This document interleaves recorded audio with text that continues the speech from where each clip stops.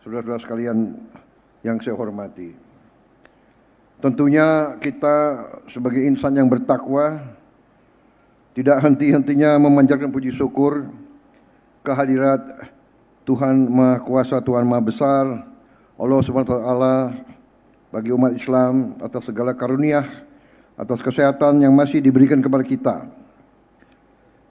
Sehingga kita dapat berkumpul pada siang hari ini dalam acara yang menurut pendapat saya cukup bersejarah dan sangat membanggakan, yaitu groundbreaking hilirisasi tahap kedua yang mencakup 13 proyek strategis hilirisasi senilai kurang lebih 116 triliun, meliputi 5 proyek di sektor energi, 5 proyek di sektor mineral, 3 proyek di sektor pertanian.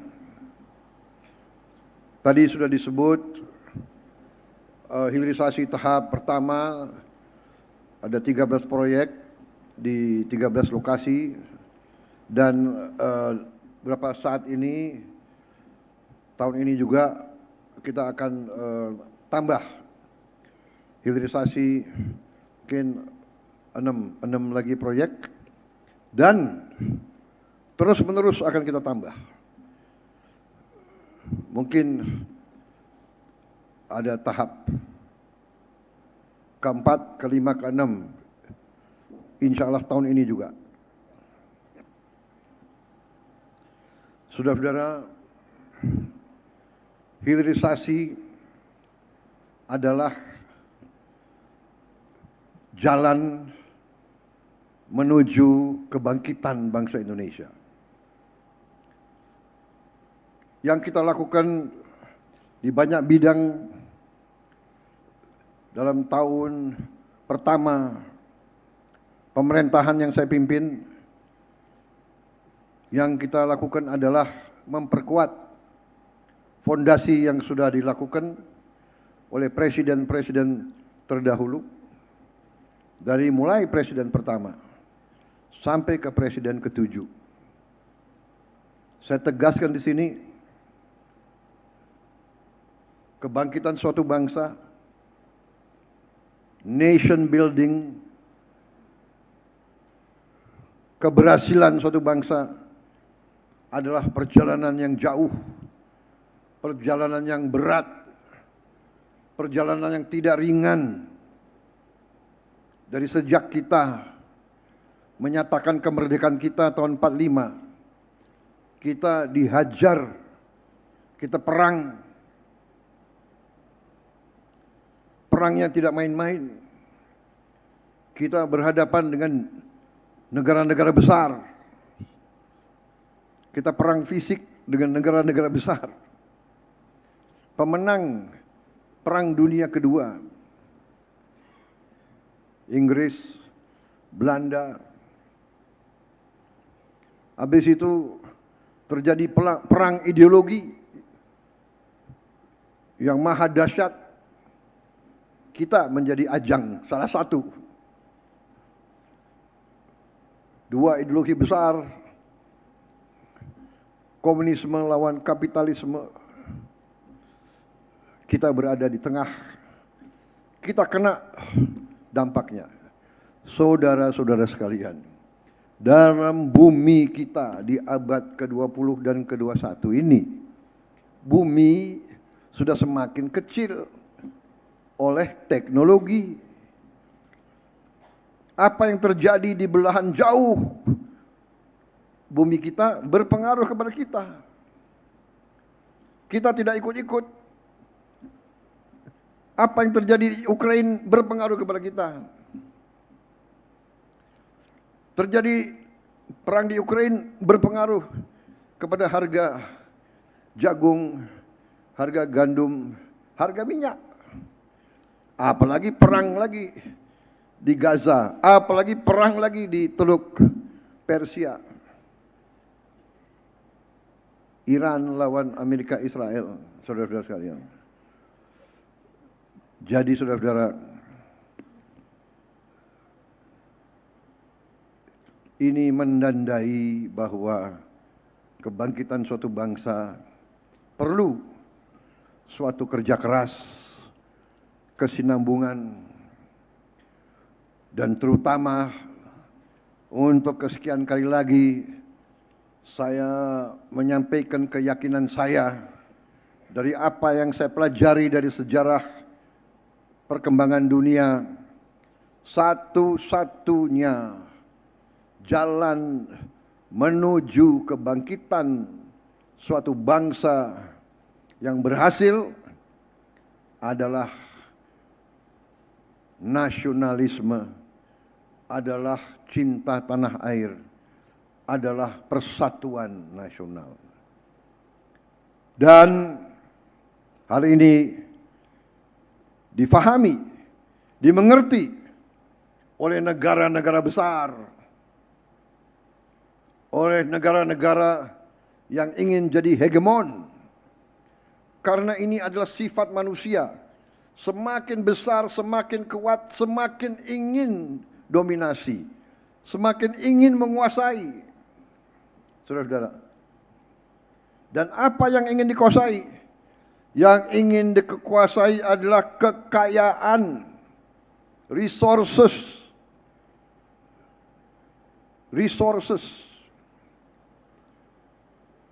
Kekuatan-kekuatan besar dunia pada saat itu datang ke Nusantara ini ratusan tahun yang lalu karena apa? Karena Nusantara kaya. Mereka datang ke sini mencari dan ingin menguasai kekayaan. Ingin menguasai.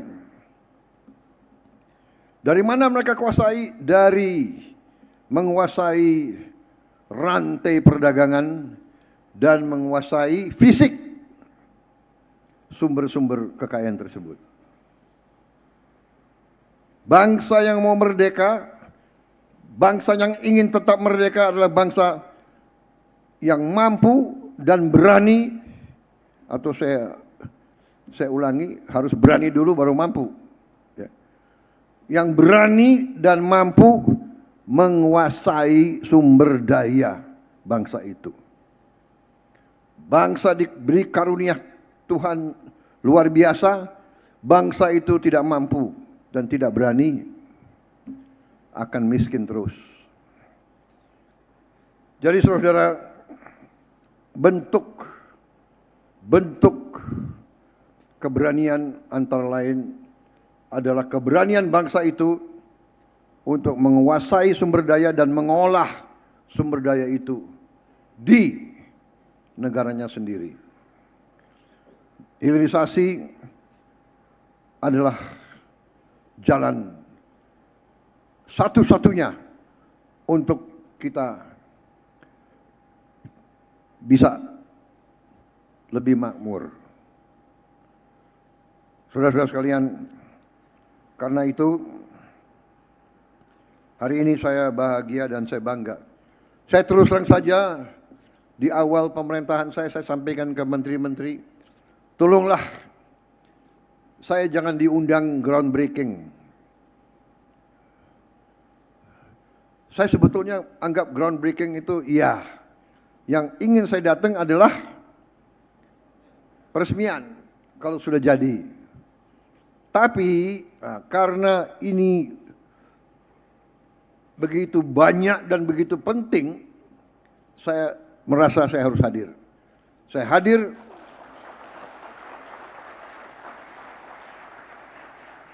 hadir untuk memberi semangat, memberi penghormatan kepada mereka-mereka yang menyiapkan proyek-proyek ini.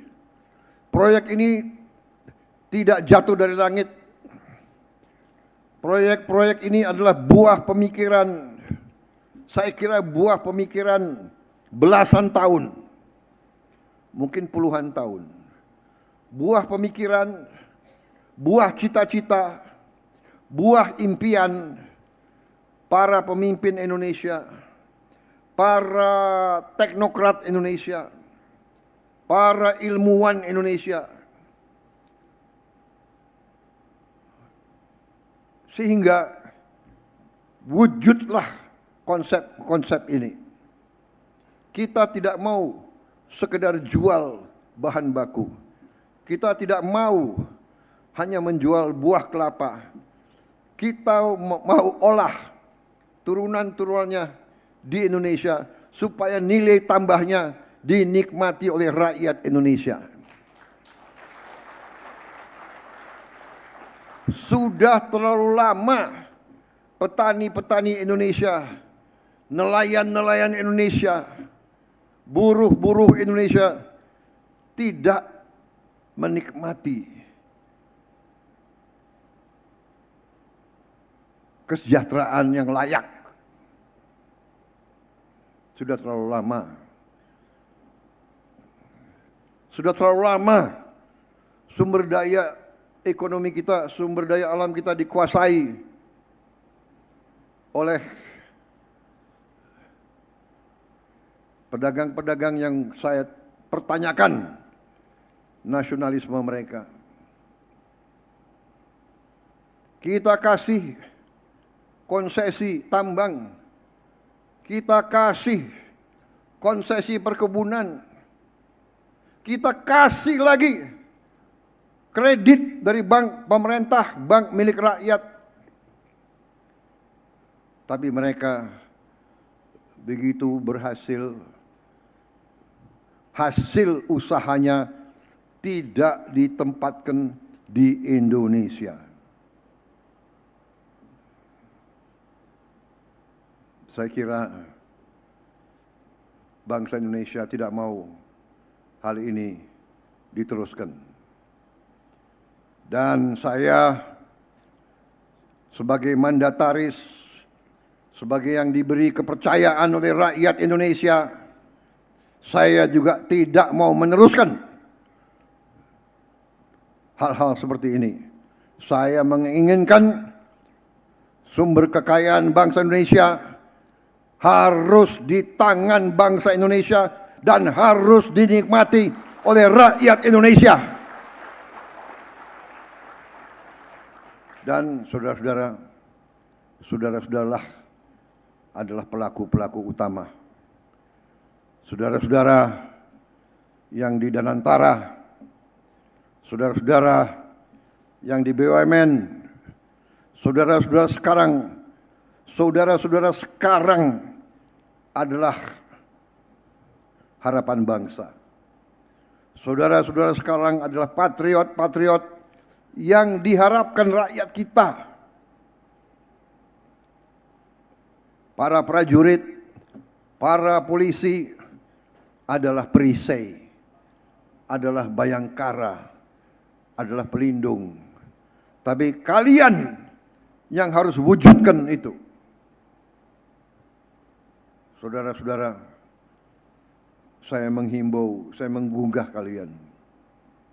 Saya menggugah kalian. Kerahkan dari hatimu. Kerahkan dari hatimu cintamu kepada bangsa dan rakyat. Berbuatlah untuk bangsa dan rakyat kita. Ini kesempatan emas. Ini kesempatan emas. Kita sudah mengerti kekayaan kita. Kita sudah paham. Kita sudah lihat data-datanya. Sekarang tinggal kita mampu atau tidak mengelola. Sekarang saatnya para teknokrat. Sekarang saatnya para ilmuwan. Sekarang saatnya para insinyur, para profesor. Jadi profesor merah putih, jadi profesor pembela rakyat, jadi insinyur untuk bangsa dan rakyat.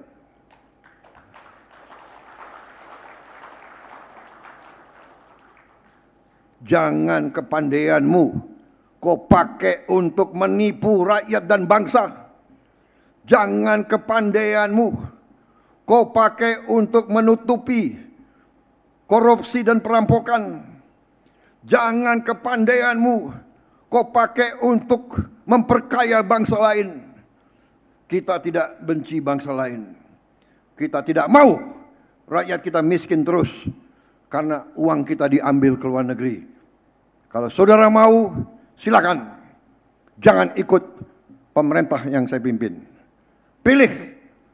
Tiap manusia boleh pilih. Pilih bela rakyatmu atau pilih mengabdi ke yang lain. Saya tidak akan toleransi mereka-mereka yang tidak patriotik. Sepintar kau apapun, kalau kau tidak bela bangsamu sendiri, tidak ada tempat di sekitar saya. Carilah orang lain. Jadi saudara-saudara, hilirisasi ini adalah hal yang bersejarah.